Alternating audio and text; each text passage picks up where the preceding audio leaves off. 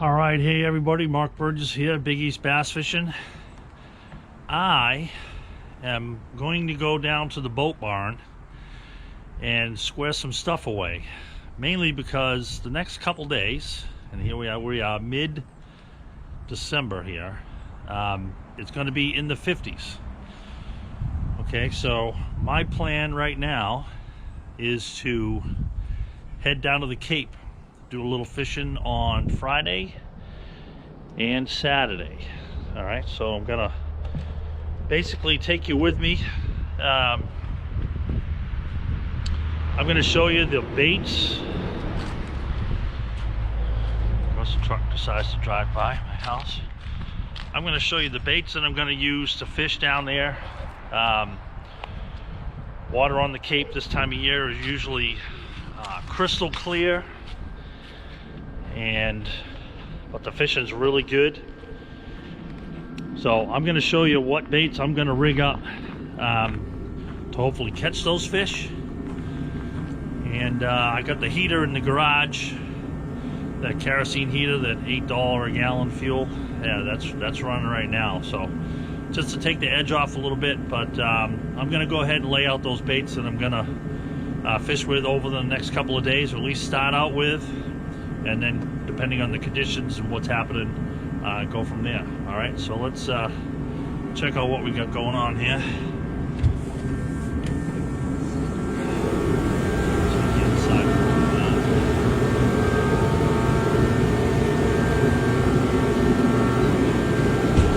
All right, a little dark, but we'll fix that here in a second. As you can hear, I got the heater running. So let me lay this stuff out and show you what I'm going to do. All right, so we made it out here in the boat barn and burned up some $8 a gallon kerosene, take the chill off a little bit. Can't see my breath anymore.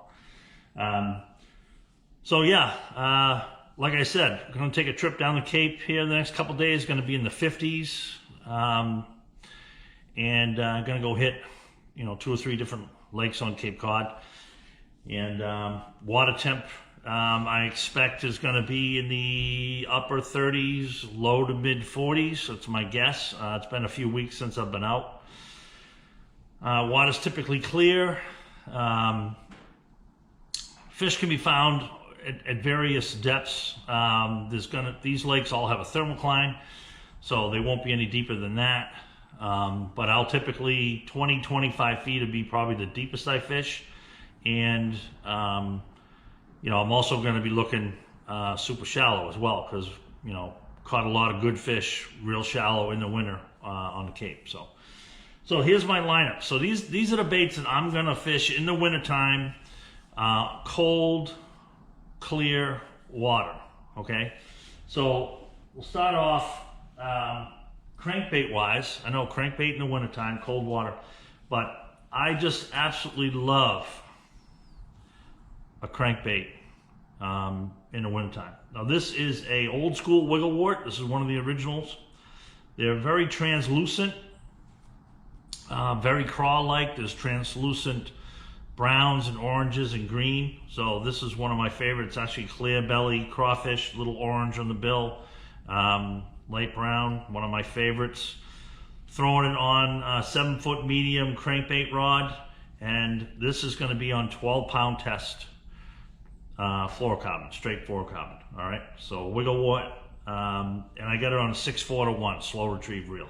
Okay, so you can take, just take we'll do an extreme close up of that. All right. Next, completely opposite. We're going with a lipless crankbait. We have the designed, geez, the name's escaping me right now, but Nomad Design, tongue-tied there. Nomad Design Swim Treks in their red craw, 3/4 ounce. I can throw this thing literally a country mile. 7-foot medium heavy rod. This is 15-pound test fluoro, straight fluoro, fast retrieve reel. I can crawl this over the bottom in the rocks real slow, or I can let it let it go down to the bottom and actually snap it up, almost fish it like a blade bait. Works really, really well in cold water. I can keep it in one place for a long time. And I've just caught, if you've seen any of the videos from this past spring, this thing is an absolute fish catcher. Flat out just catches them. And they eat it really well. So got a lot of confidence in this bait, in this color, this time of year.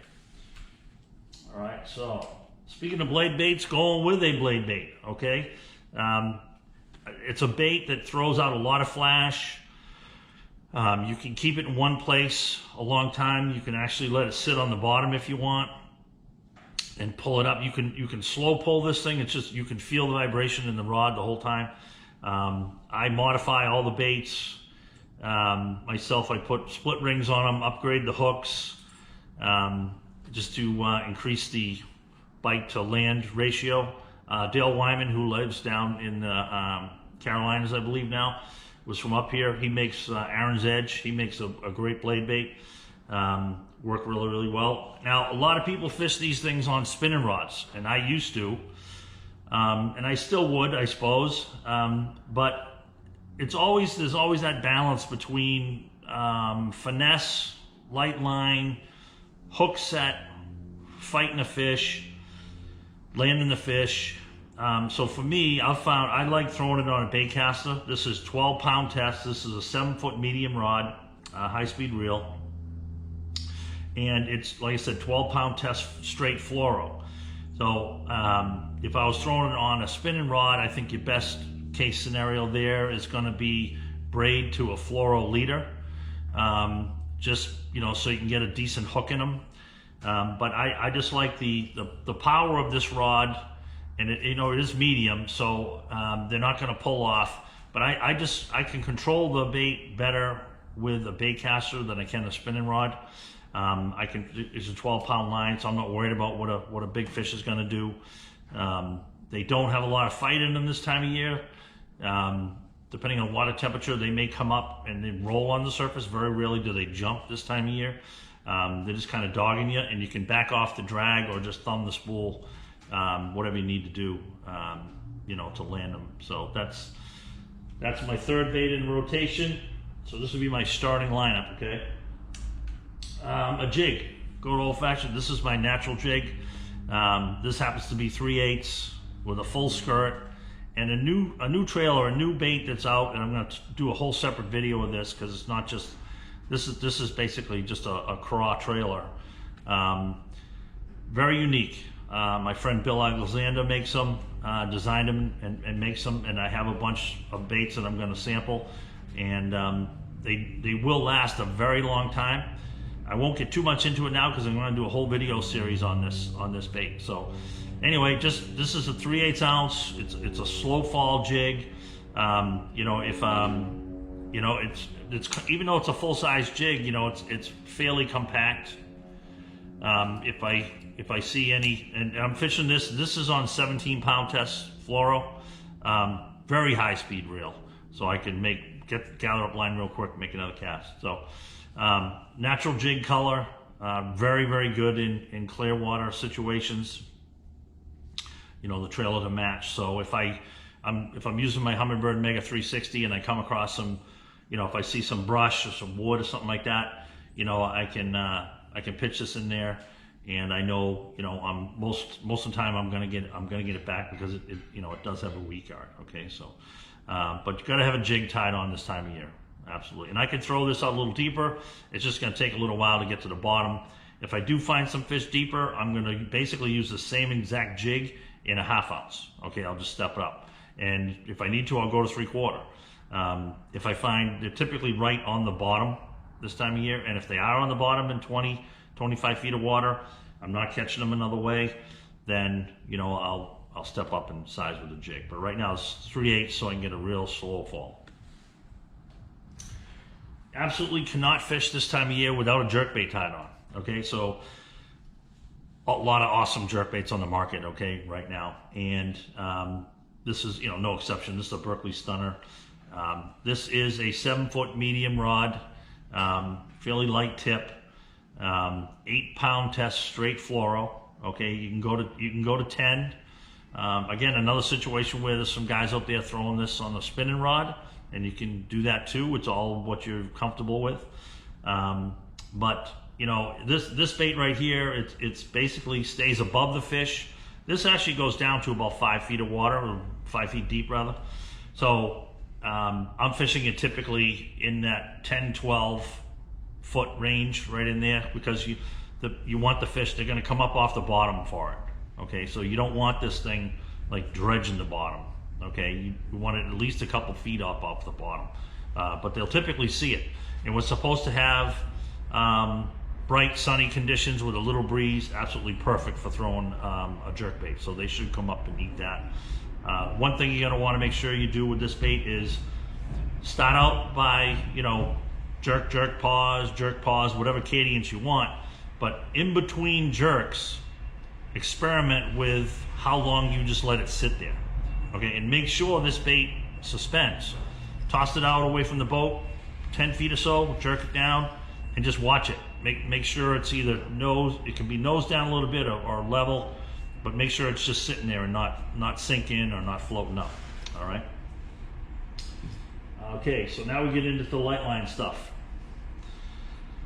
Hair jig. Yep, you heard me right, hair jig. Oh my God, Mark Burgess throws a hair jig. Yeah, Mark Burgess throws a hair jig. So it's a must-have bait, must-use bait this time of year. It's about as finesse as you possibly can get. And this is just a real natural. This is actual, fur. So this is 1/8 ounce green head hand tied, and again, it's by my buddy Bill Alexander. He's been making these for a while. You know, MTO lures. He calls it the sand flea. So some of you probably already have heard of it and use it. So 1/8 ounce, really good hook in it. But I've paired it with one of his new baits. And it's a Reaper style bait. It is the new plastic that he's using with a little deal that's going on inside it as well.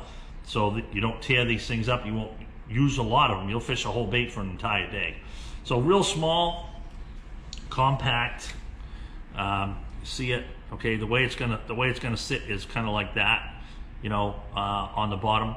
But yeah, very deadly this time of year. I'm throwing it on a 7-foot medium spinning rod. This is braid to fluoro, so this is 12-pound green braid to 10-pound fluoro. Okay, now I could probably go to 8, and I have line with me, so I'm going to see exactly how things go with it. But I could throw it on 8 or 10, certainly no more than that. But it is braid to fluoro. Okay, on the spinning rod. Okay, so this right here will catch them, absolutely catch them, guaranteed this time of year. Last but not least, again, last spinning rod, only 2 spinning rods in the rotation for tomorrow, is a Ballhead jig. Okay, this is just a little 1/4 ounce Ballhead jig, in like brown craw.